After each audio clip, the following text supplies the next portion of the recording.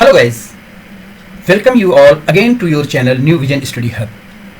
आज हम लोग IGNOU MPSC 03 code MPSC 03 MA political science final year के टॉपिक वेस्टर्न पॉलिटिकल थॉट प्लेटो टू मार्क्स इसके स्टडी करेंगे। इसमें 15 चैप्टर्स हैं, जिसमें से आज हम लोग प्लेटो का राजनीतिक दर्शन पॉलिटिकल फिलॉसफी या पॉलिटिकल थॉट पढ़ेंगे। प्लेटो का पहला chapter significance of western political thought already हम लोग पढ़ चुके हैं। प्लेटो के राजनीतिक दर्शन को पढ़ते वक्त हम लोग कुछ सभी जितने भी पॉलिटिकल थिंकर्स हैं, जब भी हम लोग पढ़ेंगे कुछ फॉर्मेट का हम लोग पालन करेंगे। उस फॉर्मेट को आधार बना करके हम लोग अपने अध्ययन को आगे बढ़ाएंगे।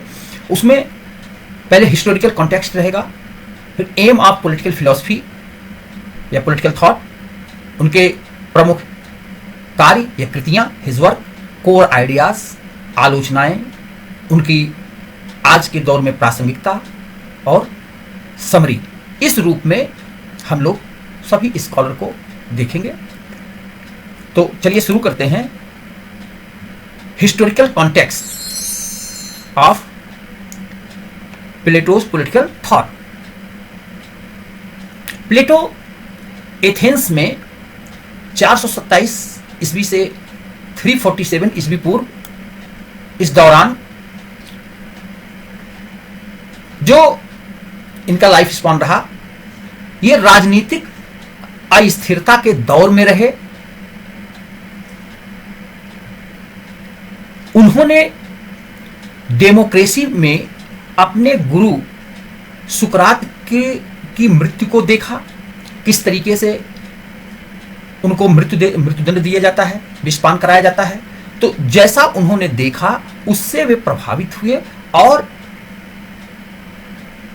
उसी दृष्टि में उन्होंने शासन को देखा, अपने वर्णन में उन चीजों का, अपने अध्ययनों में उन चीजों का, जिससे प्रभावित होता है व्यक्ति उसको वर्णन करता है। एम ऑफ पॉलिटिकल फिलॉसफी, राजनीतिक दर्शन का उद्देश्य। उनके राजनीतिक दर्शन का उद्देश्य क्या है? To define justice and create an ideal state based on virtue. उनके राजनीतिक दर्शन का उद्देश्य न्याय को परिभाषित करना है और सद्गुण पर आधारित आदर्श राज्य की रचना करना। तो इस वर्क प्रमुख कृतियों में रिपब्लिक, जो और जीवन के अंतिम पड़ाव पर उन्होंने द लॉज लिखा।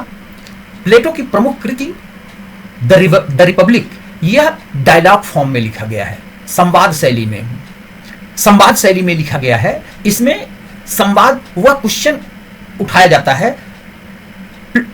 प्लेटो जो है अपने गुरु सुकरात को आधार बना करके, कि सुकरात जाकर के लोगों के बीच में प्रश्न उठाते हैं और उस प्रश्न अननोन बन करके या अनजान बन करके लोगों से प्रश्न करते हैं। जब लोग उसका जवाब दे रहे होते हैं तो अंत में फिर सुकरात उसका तार्किक जवाब देते हैं। तो इस रूप में संवाद शैली में लिखी गई इनकी पुस्तक है। इसमें इस रचना में न्याय, आदर्श समाज और शिक्षा प्रणाली की यह व्याख्या करती है। प्लेटो ने लॉज में अपने पहले के आदर्श राज्य की जो कल्पना की थी उसको अधिक व्यवहारिक रूप दिया। द रिपब्लिक में जो एक फिलोसफर राजा की बात करता है, दार्शनिक राजा की बात करता है, आदर्शों की बात करता है, उसकी तुलना में थोड़ा सा व्यवहारिक, अंतिम जीवन के अंतिम पड़ाव में जो बुक लिखी द लॉज, उसमें इन चीजों को कहा कि वह राजा जो है कानून से संचालित होगा। उनका प्रमुख आइडियाज क्या हैं?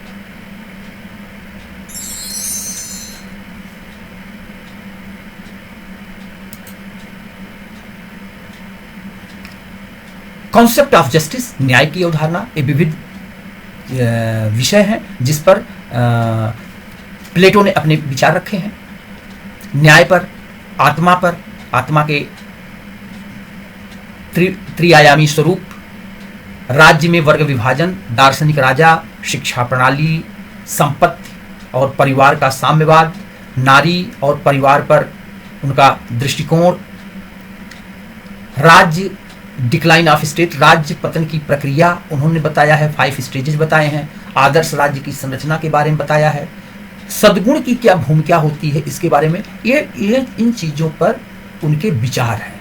क्या विचार, कोर आइडियाज में एक एक चीज का हम लोग स्टडी करेंगे। तो कॉन्सेप्ट ऑफ जस्टिस, न्याय की अवधारणा, इसके बारे में जो प्लेटो कहते हैं, न्याय का अर्थ है कि हर वर्ग और व्यक्ति अपने स्वाभाविक कर्तव्यों का पालन करे। Justice means each class and individual doing their proper function, अपने अपने जो कार्य हैं वह पूरी बखूबी उसे निभाए।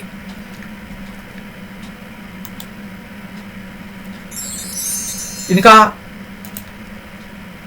आत्मा के त्रिविध स्वरूप, ट्राइपार्टाइट सोल, मानव आत्मा के 3 भाग, मानव आत्मा को 3 भागों में विभाजित किया है, रीजन, स्पिरिट और एपेटाइट। रीजन विवेक बुद्धि है, स्पिरिट आत्मबल है और एपेटाइट यह इच्छा है। इसी को ध्यान में रखते हुए समाज को या राज्य को भी 3 भागों में इन्होंने बांटा हुआ है। राज्य में वर्ग विभाजन, क्लास डिवीजन इन स्टेट कहते हैं, रूलर्स रीजन है, सोल्जर्स स्पिरिट है और प्रोड्यूसर एपेटाइट। शासक विवेक है, सैनिक आत्मबल है और उत्पादक इच्छा।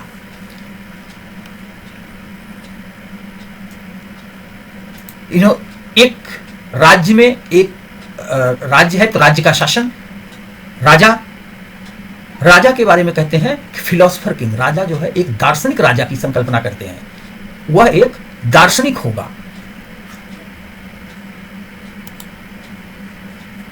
फिलोसफर किंग के बारे में इनका विचार, only the wise can rule justly because they know the truth and the good। प्लेटो के अनुसार केवल ज्ञानी व्यक्ति यानी वह दार्शनिक व्यक्ति ही न्यायपूर्वक शासन कर सकता है। क्यों? क्योंकि वह सत्य और गुड, ट्रुथ और गुड को जानता है, सत्य और भलाई को, अच्छाई को जानता है। एक दार्शनिक राजा ही ऐसा न्यायपूर्ण शासन कर सकता है। शिक्षा प्रणाली पर उनके विचार, शिक्षा कहते हैं राज्य की नींव है। शिक्षा राज्य की नींव है। क्यों? क्योंकि नैतिक और बौद्धिक प्रशिक्षण के माध्यम से यह श्रेष्ठ शासक का चुनाव करती है, श्रेष्ठ शासक तैयार करती है। शिक्षा, education is the foundation of the state. It selects ruler through moral and intellectual training.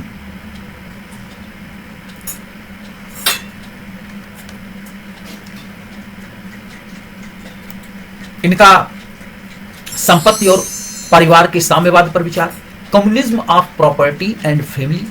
संपत्ति और परिवार का साम्यवाद यानी किसी व्यक्ति का नहीं, समाज का हो संपत्ति। विशेष करके गार्जियंस के लिए, जो रक्षक वर्ग है, जो गार्जियंस हैं शासक वर्ग में, उनके लिए है कि उनका अपना परिवार नहीं होना चाहिए, संपत्ति नहीं है। सोल्जर्स जैसे हैं, उनका अपना परिवार संपत्ति नहीं होनी चाहिए। उन संपत्ति और परिवार से मुक्त रखा जाए ताकि भ्रष्टाचार और पक्षपात न हो। इसका मतलब जिसके पास संपत्ति और परिवार होगा वो करेगा भ्रष्टाचार कहीं ना कहीं, इसीलिए उससे वो अलग करना, यानी वो समाज से, समाज का हो, यानी संपत्ति किसी एक व्यक्ति का नहीं, पूरी उस समाज में बटा हुआ हो। इनका परिवार और नारी पर विचार,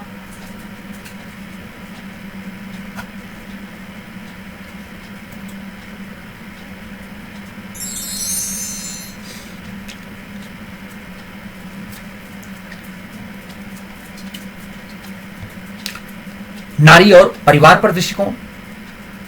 प्लेटो ने स्त्रियों को समान शिक्षा देने और बच्चों के सामूहिक पालन का समर्थन किया है। किसी इंडिविजुअल का नहीं, पूरा समाज उनका पालन पोषण करेगा। स्त्रियों को भी संगीत कला की शिक्षा, परिवार के संचालन की शिक्षा, इन सब के देने पर वे प्लेटो वकालत करते हैं।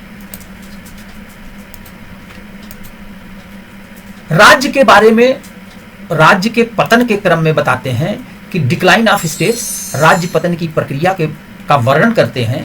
कहते हैं कि राज्य के पतन की 5 अवस्थाएं हैं। सर्वोत्तम अवस्था अरिस्टोक्रेसी को देते हैं और उसके बाद क्रमशः ऑलिगार्की, अरिस्टोक्रेसी, टाइमोक्रेसी, ऑलिगार्की, डेमोक्रेसी, टिरैनी। अब देखिए, उत्तम अवस्था में अरिस्टोक्रेसी और टाइमोक्रेसी है, ऑलिगार्की मध्य का है, और डेकतस्थ में खराब अवस्थाओं में डेमोक्रेसी और सबसे खराब टिरैनी है। 5 अवस्थाओं की यह बात करते हैं और डेमोक्रेसी को खराब स्थिति में रखने के कारण इनकी आलोचना भी होती है। और रखने के पीछे कारण है कि उसी डेमोक्रेसी में उनके गुरु को फांसी दे दी गई। लोगों से पूछा गया, शासक ने लोगों से पूछा इनको क्या किया जाए, और लोग डर करके या जो कुछ इनके तर्क से लोग चिढ़ते थे, वो उन लोगों ने उसमें कहा फांसी दे दो, फांसी दे दो। भाई लोगों का यह मानना है कि इनको गलत काम किए हैं, फांसी दे दी गई। वहां पर तर्क और इन चीजों को नहीं देखा गया। एक आइडियल स्टेट, आदर्श राज्य की संरचना के बारे में बताते हैं प्लेटो कि यह ऐसा राज्य based on wisdom, courage and temperance, ruled by philosopher Kings. ऐसा आदर्श राज्य कहते हैं ज्ञान, साहस और संयम पर आधारित राज्य है, जहां शासन दार्शनिक राजाओं का है। फिलोसोफर किंग्स का शासन हो, वह आदर्श राज्य होगा, क्योंकि वह विजडम, साहस और संयम पर आधारित होगा। सद्गुण की भूमिका, रोल ऑफ वर्च्यू, बहुत महत्व देते हैं। कहते हैं कि यह सद्गुण का अर्थ, वर्च्यू का अर्थ है harmony between different parts of the soul and society. सद्गुण का अर्थ आत्मा और समाज के विभिन्न तत्वों के बीच सामंजस्य स्थापित करना है। सामंजस्य है, यही सद्गुण है।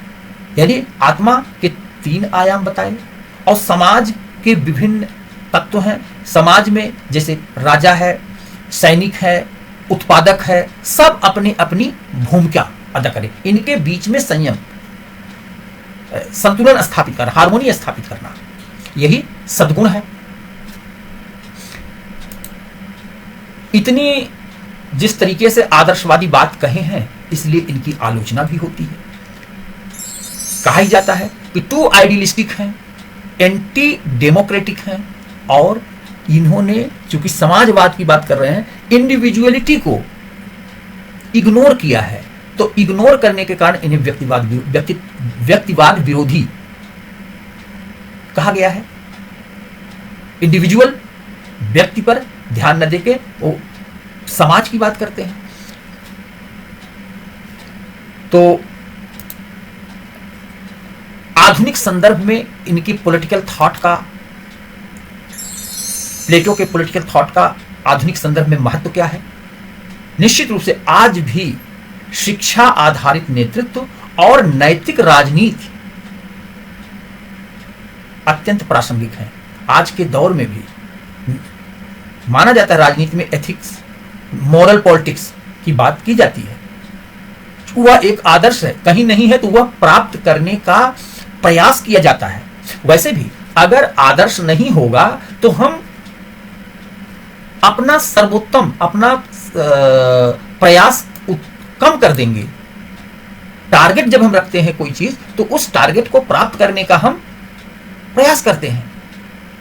तो दर्शन जो इनका आदर्श है, वह चीज व्यवहार में नहीं है, लेकिन उसके लिए आज के दौर में भी ऐसी राजनीति, मॉरल पॉलिटिक्स आज भी उतनी ही प्रासंगिक बनी हुई है। नेतृत्व के लिए शिक्षा, एजुकेशन बेस्ड लीडरशिप, इसीलिए चूंकि यह फादर ऑफ पॉलिटिकल फिलॉसफी है और अरस्तु जो है फादर ऑफ पॉलिटिकल थॉट है, माने पॉलिटिक्स एक दर्शन का है, अब दूसरा सिद्धांतों का है। यह आदर्शवाद ज्यादा है।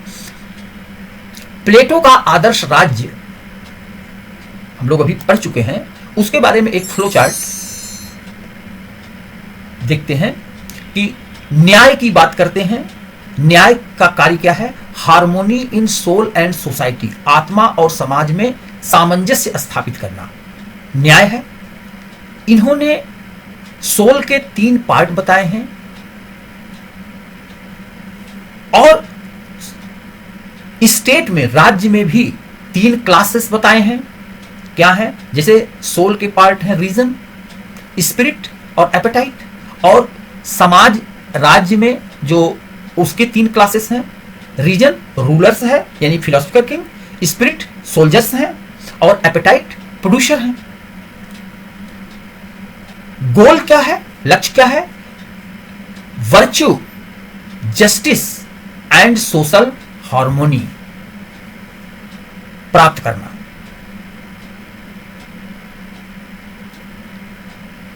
इनका जो हम लोगों ने अब तक पढ़ा उसको समरी सारांश के रूप में देखें।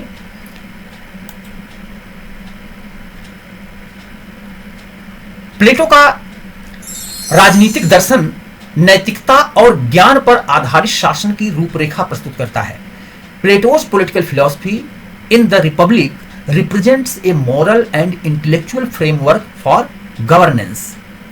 रिपब्लिक में उन्होंने न्याय को आत्मा और समाज में सामंजस्य बताया है। He defines justice as harmony in both the soul and society.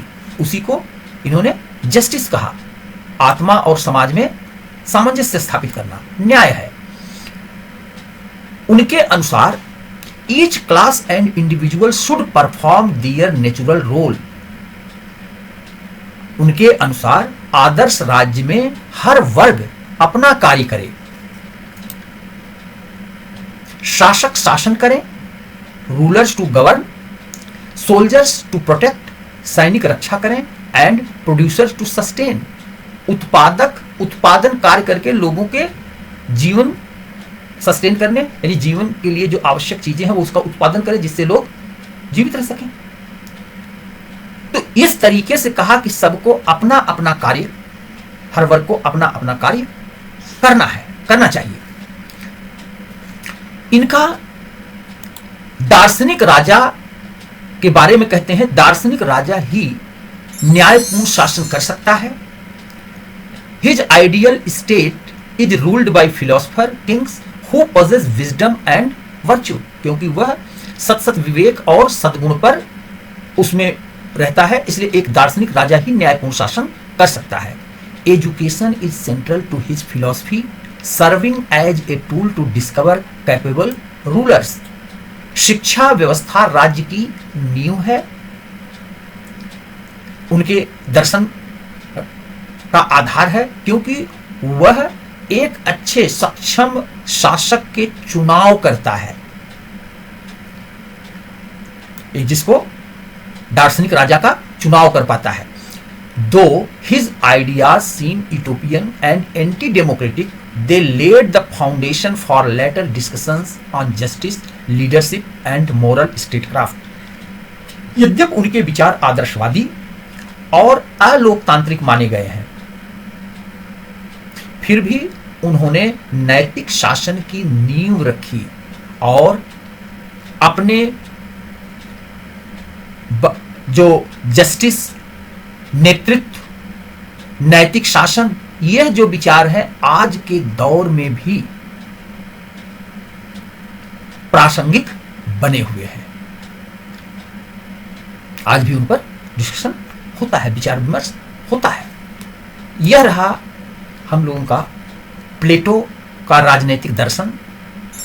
आप लोग जो अगर इसको देखते हैं तो है क्या कि एक बार सारी चीज़ों की थीम समझ में आ जाएगी। अब आप इग्नू के जो बुक्स है, बुकलेट है, उसको आप पढ़ेंगे तो आसानी से सबको जोड़ सकेंगे।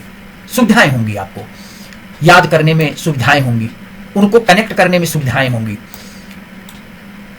गाइस, आज प्लेटो का राजनीतिक दर्शन हम लोगों ने पढ़ा। अगली क्लास में हम लोग अरस्तु को देखेंगे। इन दोनों को देखने के बाद फिर प्लेटो और अरस्तु का कंपैरिजन, कुछ स्कॉलरों का आपस में कंपैरिजन है जो महत्वपूर्ण है, उनको बताएंगे अलग से। तो इस तरीके से हम लोग आगे बढ़ेंगे। अगर हमारा यह प्रयास आप लोगों को हितकर लग रहा है तो चैनल को लाइक, शेयर और सब्सक्राइब करें। और अगर कोई चीज़ आप चाहते हैं तो कुछ सुधार के लिए कुछ चीज़ें आप लोग चाहते हैं तो वह चीज़ आप बताएं। बहुत चीज़ें शामिल नहीं कर सकते क्योंकि इससे वीडियो बहुत लंबी हो जाएगी। उन चीज़ों को, उन लिमिटेशंस को ध्यान में रखते हुए आप लोग कोई सुझाव देना चाहते हैं तो कमेंट बॉक्स में दीजिएगा, हम उस पर प्रयास करेंगे। और अगर आप यह भी बताइएगा अगर आपके लोगों के लिए यह हेल्पफुल नहीं है तो हम आगे वीडियो नहीं बनाएंगे। टाइम उतना रहता नहीं है, उसमें निकल के इस समय रात के 2 बज रहे हैं। तो अगर आपके लिए हितकर है तो आप बताइएगा, ठीक है। आप लोग ने अपना समय दिया, इसके लिए आप सबको बहुत बहुत धन्यवाद। जय हिंद, जय भारत, जय भारतीय सेना। Thank you.